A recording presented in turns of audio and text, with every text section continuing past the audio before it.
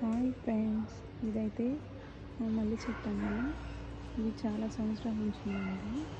ఈ మల్లెపూలు జడ మొగ్గలాగా వస్తాయండి. ఇవి కాడ పెద్దగా ఉంటుంది. చూడండి,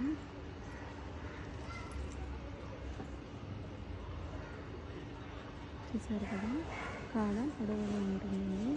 ఇది చాలా సంవత్సరాల నుంచి పెంచుతున్నామండి మేము. సీజన్లో బాగా పూస్తుందండి. ఇప్పుడు సీజన్ అయిపో వస్తుంది, అందుకే కొంచెం కొంచెం ఉన్నాయి మొగ్గలు. చూడండి, చూసారు కదా.